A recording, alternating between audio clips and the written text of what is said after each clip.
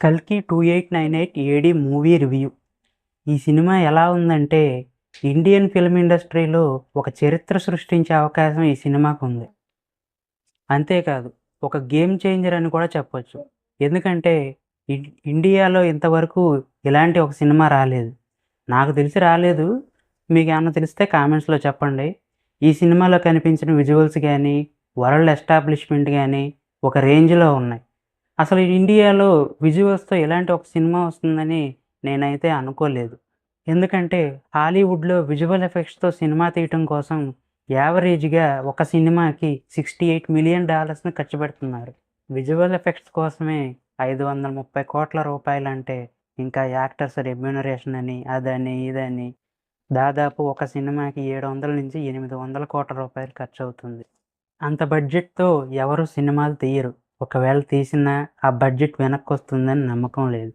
అందుకే ఇలాంటి సినిమాలు ఇండియాలో వస్తాయని నేనెప్పుడూ అనుకోలేదు. అందుకు 'ఆదిపురుష్' సినిమా గూడా ఒక నమ్మకాన్ని ఇచ్చింది. కానీ 'నాగ్ అశ్విన్' ఇండియాలో కూడా ఇలాంటి సినిమాలు తీయొచ్చని ప్రూవ్ చేశాడు. చూస్తుంటే 'నాగ్ అశ్విన్' రాజమౌళికి గట్టి పోటీ గూడా ఇచ్చేలా ఉన్నాడు. నిజానికి రిలీజ్‌కి 2 రోజుల ముందు వరకు గూడా ఆ సినిమా మీద పెద్ద బజ్ లేదు. ముందుగా రిలీజ్ చేసిన ట్రైలర్‌కి గూడా పెద్ద రెస్పాన్స్ రాలేదు. కానీ సెకండ్ ట్రైలర్ రిలీజ్ అయిన తర్వాత బజ్ పెరిగింది.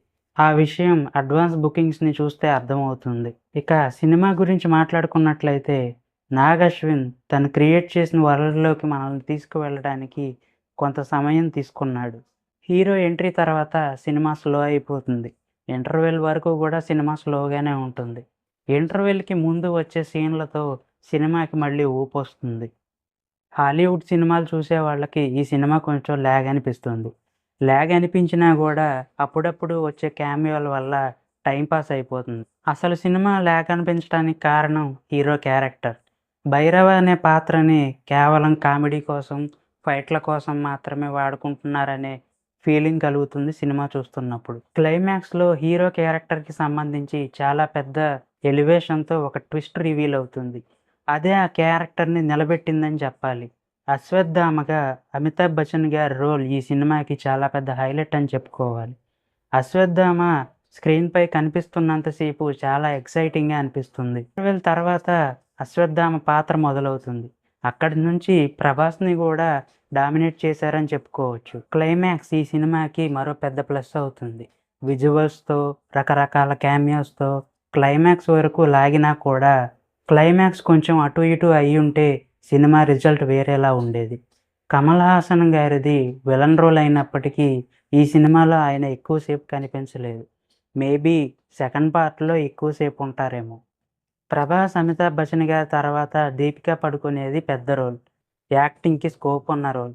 బాగా చేశారు గూడా. డబ్బింగ్ గూడా చాలా బాగుంది. శోభన్ గారికి కూడా మంచి రోల్ పడింది. ఇంకా చాలా క్యామియోస్ ఉన్నాయి. విజయ్ దేవరకొండ, దుల్కర్ సల్మాన్, మృణాల్ ఠాకూర్, డైరెక్టర్స్ రామ్ గోపాల్ వర్మ, రాజమౌళి పేర్లు తెలీవు గానీ ఇంకా చాలామందున్నారు. ఒక చిన్న పిల్ల ఉంటుంది. ఇంపార్టెంట్ రోలే తనది. తను గూడా బాగా చేసింది. ముందుగా చెప్పినట్లు కోవిడ్ లాక్‌డౌన్‌కి ముందు ఈ సినిమా రిలీజ్ అయ్యుంటే ఖచ్చితంగా ఒక చరిత్ర సృష్టించి ఉండేది. లాక్‌డౌన్ టైంలో మనం రకరకాల లాంగ్వేజెస్‌లో రకరకాల సినిమాలు చూసాం. రకరకాల ఎక్స్‌పీరియన్స్‌లొచ్చాయి. ఆ తర్వాత ఓటీటీల ప్రభావం పెరిగింది. 'కల్కి' లాంటి సైన్స్ ఫిక్షన్ సినిమాలనే అందరూ చూస్తున్నారు. ఆ ప్రభావం 'కల్కి' సినిమాపై మాత్రం ఖచ్చితంగా ఉంటుంది. ముఖ్యంగా 2019లో హాలీవుడ్‌లో వచ్చిన 'అలీటా బ్యాటిల్ ఏంజెల్' అనే సినిమాకి, 'కల్కి' సినిమాకి కొన్ని సిమిలారిటీస్ ఉన్నాయి. 'కల్కి' సినిమాలో బౌంటీ హంటర్స్ అని, యూనిట్స్ అని, 'కల్కిలో' కాంప్లెక్స్ అని ఎలా అయితే ఉందో 'అలీటా బ్యాటిల్ ఏంజెల్' సినిమాలో గూడా పైన ఉండే ఒక ప్రపంచం ఉంటుంది. ఇలా కొన్ని సిమిలారిటీస్ అయితే ఈ 2 సినిమాల మధ్య ఉంటాయి. హాలీవుడ్ సినిమాలు చూసే వాళ్ళకి ఇది తెలిసిపోతుంది కూడా. 'కల్కి 2898 ఏడీ' సినిమా మాత్రం రెగ్యులర్ సినిమా లాంటిది కాదు. ఖచ్చితంగా ఒకసారైనా థియేటర్‌లో ఎక్స్‌పీరియన్స్ చేయాల్సిన సినిమా. అదండి 'కల్కి 2898' మూవీ రివ్యూ. ఈ వీడియో మీకు నచ్చినట్లయితే సబ్స్క్రైబ్ చేయండి, లైక్ చేయండి, షేర్ చేయండి.